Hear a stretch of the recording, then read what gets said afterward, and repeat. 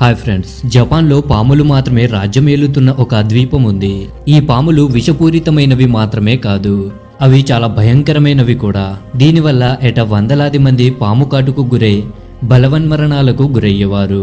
దాంతో ఇక్కడ ప్రభుత్వానికి పరిష్కారం కరువైంది. కానీ అకస్మాత్తుగా ఒకరోజు జపాన్ ప్రభుత్వం తీసుకున్న నిర్ణయంతో ఆ ద్వీపవాసులే కాదు, యావత్ జపాన్ ప్రజలు షాక్కు గురయ్యారు. ఎందుకంటే శాస్త్రవేత్తలు పాములను వెంబడించి చంపడానికి ప్రసిద్ధి చెందిన ముంగిస అనే జంతువును ఈ దీవిలో విడిచిపెట్టారు. పాములను చంపడం ఒక రకమైన క్రీడగా భావించే ఈ జంతువులను ఆ దీవిలో వదిలేయడం ఒక్కటే జపాన్ శాస్త్రవేత్తలకు మంచి పరిష్కారం అనిపించింది. కానీ ఇది ప్రకృతి నియమాలను ఉల్లంఘించే నిర్ణయం. ఇలాంటి వింత నిర్ణయం పర్యవసనాలు ఎంత భయంకరంగా ఉంటాయో ఆ సమయంలో ఎవరూ ఆలోచించలేదు. అయితే 25 సంవత్సరాల తర్వాత అమి ఓసిమా ద్వీపంలో నివసిస్తున్న ప్రజలు హబుపాము అనే భయంకరమైన శత్రువు దాడిని ఎదుర్కోవడం ప్రారంభించారు. ఈ పాములు ద్వీపమంతటా వ్యాపించడంతో మొత్తం ఓసిమా ద్వీపంలో ప్రతి నెల 100 మందికి పైగా ఈ పాము కాటుకు గురయ్యేవారు. హాబుపాము ఇతర విషపూరిత పాముల కంటే ఎక్కువ విషపూరితమైనది. ఇది కాటు వేస్తే మరణం తప్ప మరో మార్గం లేదు. సాధారణంగా పాములు వ్యవసాయ అనుకూలమైన భూమి మరియు పశుపోషణ ప్రాంతాలలో నివసించేవి. దీని కారణంగా కొన్నిసార్లు రైతుల పాదాలు ప్రమాదవశాత్తు ఈ పాములపై పడడంతో పాము కాటుకు గురయ్యేవారు. కానీ సమస్య ఏమిటంటే ఆ సమయంలో ఈ పాము విషానికి విరుగుడు లేదు. అయితే జపాన్ శాస్త్రవేత్తలు ఈ పాము విషానికి విరుగుడును తయారు చేయడానికి అనేక ప్రయత్నాలు చేశారు. అలా చాలా కాలం తర్వాత చివరికి వారు విరుగుడును కనుగొన్నారు. కానీ సమస్య ఏమిటంటే ఈ మందును నిల్వ చేయడానికి హైటెక్ వైద్య కేంద్రాలు అవసరం. రిఫ్రిజిరేటర్లకు విద్యుత్ అవసరం. కానీ 1980వ దశకంలో జపాన్లోని గ్రామీణ ప్రాంతాల్లో అలాంటి సౌకర్యాలు లేవు. పాము కాటుకు గురైన వారిని వైద్య కేంద్రానికి తీసుకెళ్లే లోపే విధుల్లోనే చనిపోతున్నారు. పరిస్థితి ఎంత దారుణంగా మారిందంటే రైతులు తమ భూములను వదిలి నగరాల్లో పని వెతుక్కోవాల్సిన పరిస్థితి ఏర్పడింది. దాంతో క్రమక్రమంగా ద్వీపం మరింత క్షీణించడం ప్రారంభించింది. కావున జపాన్ ప్రభుత్వం ఈ సమస్యను అధిగమించడానికి శాస్త్రవేత్తల నుండి కొన్ని సలహా సూచనలు తీసుకోవడం ప్రారంభించింది. అప్పుడే జపాన్కు చెందిన ఓ శాస్త్రవేత్త ఓ వింత ఆలోచన చేశాడు. పాములను వెంటాడి చంపే ముంగిస జంతువును ఈ ద్వీపంలో విడిచిపెట్టాలని ప్రతిపాదించాడు. అయితే ప్రకృతి సాయంతో ప్రకృతిని నియంత్రించాలన్న ఈ క్రేజీ ఐడియా జపాన్ ప్రభుత్వానికి బాగా నచ్చింది. అనేక జంతువులను ఎంపిక చేసిన జపాన్ శాస్త్రవేత్తలు ఎట్టకేలకు ఈ ద్వీపంలో అత్యుత్తమ యుద్ధ వీరుడు ముంగీసని విడుదల చేయాలని నిర్ణయించారు. ఇది పోరాటంలో ఎల్లప్పుడూ గెలిచే జంతువు. పైగా ముంగిస విషపూరిత నాగుపాములను వేటాడడంలో బాగా ప్రసిద్ధి చెందింది. మరియు ఈ హాబుపాము నాగుపాములకు పోలి ఉంటుంది. అంతేకాక ముంగిస శరీరంలో సహజ రక్షణ వ్యవస్థ కూడా ఉంటుంది. దాంతో పాము కాటు వేసినా కూడా ఏమవ్వదు. అంటే హాబుపాము ముంగిసని కరిచినప్పటికీ దానికి ఎలాంటి హాని జరగదు. ముంగిస కడుపు నింపుకోవడం కోసం మాత్రమే పాములను చంపదు, వీటి ఆనందం కోసం కూడా పాములను చంపుతుంది. ఆకలి లేకపోయినా పామును చూస్తూ రెచ్చిపోయి పోరాడుతుంది. కానీ ఈ ముంగిసలను దీవిలో విడిచిపెట్టిన కొన్ని సంవత్సరాలలోనే వీటి సంఖ్య 300 నుండి 30,000కు చేరుకోవడంతో జపాన్ ప్రభుత్వం మరో సమస్య ఎదుర్కోవాల్సి వచ్చింది. కానీ కొన్నేళ్ల తర్వాత వీటి సంఖ్య 300 నుండి 30,000కు చేరుకోగానే జపాన్ శాస్త్రవేత్తలు వారి ప్రవర్తనను చూసి షాక్ అయ్యారు.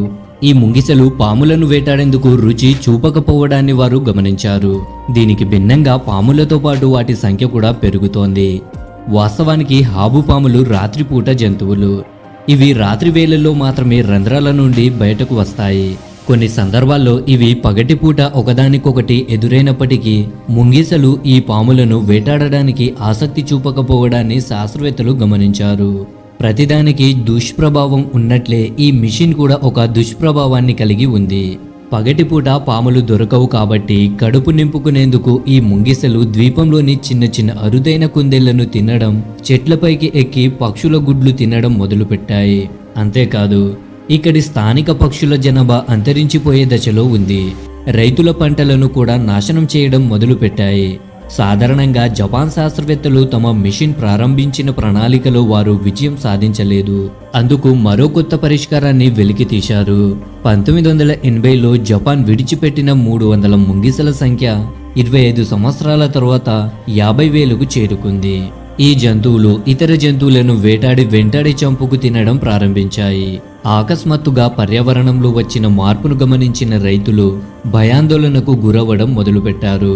వారు ఇంతకు ముందు చూసే ప్రకృతిలోనే సహజ జంతువులు కనిపించడం ఆగిపోయింది. ముంగిసలు పాములను చంపడం లేదని, ప్రకృతి వైపరీత్యాలకు కారణమవుతున్నాయి అని సులభంగా అర్థం చేసుకున్న జపాన్ శాస్త్రవేత్తలు ఇది ఇలాగే కొనసాగితే జపాన్లోని ప్రధాన జీవవైవిధ్యం నాశనమవుతుందని భావించి మనుషుల సహాయంతో వలలు వేసి ముంగిసలు పట్టుకునే మరో కొత్త మిషన్ ప్రారంభించారు. ముంగిసల సంఖ్య పెరుగుతూ పోవడంతో ముంగిసలను అంతం చేయడం అంత సులువైన పని కాదని అక్కడ జనాలు అర్థం చేసుకున్నారు. తద్వారా 2000 సంవత్సరంలో వలలు వేసి కుక్కల సహాయంతో ముంగిసలను పట్టుకోవాలని ఒక కొత్త ఆపరేషన్ ప్రారంభించారు. ముంగిసలను పట్టుకునేందుకు ప్రభుత్వం ప్రత్యేక బృందాన్ని కూడా ఏర్పాటు చేసింది. ఆమె ససీమ దీవుల్లో భారీ ఆపరేషన్ చేపట్టారు. కెమెరా సహాయంతో ముంగిసల ప్రయాణాన్ని రికార్డు చేసి అవి ఎక్కువగా ఉన్న వీధుల్లో ముంగిసలకు ఇష్టమైన ఆహారంలో విషం కలిపి తద్వారా వాటిని చంపడానికి కూడా ప్రయత్నాలు చేశారు. అదే సమయంలో కుక్కలను ముంగిసలను పట్టుకోవడానికి శిక్షణ కూడా ఇస్తారు.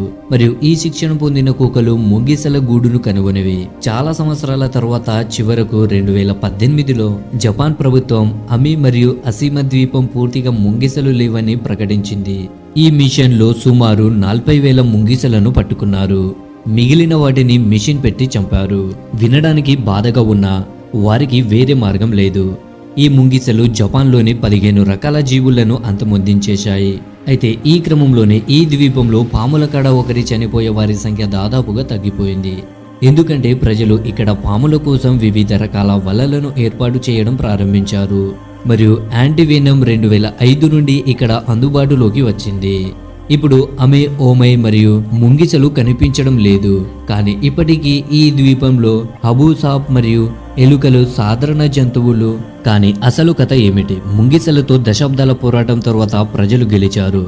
కానీ ముంగిసల సమూహాలు ద్వీపానికి చేసిన నష్టం ఇప్పటికీ పూడ్చలేనిది. ఎందుకంటే ఈ ద్వీపం జీవ వైవిధ్యం పూర్తిగా కొలుకోలేకపోయింది. మానవులు ఎంత తెలివైన వారైనా వారు ప్రకృతికి వ్యతిరేకంగా వెళ్లడం ద్వారా తమ స్వంత ప్రయోజనాలను ఎప్పటికీ నెరవేర్చలేరు అనే గుణపాఠాన్ని ఈ సంఘటన ద్వారా నేర్చుకోవచ్చు.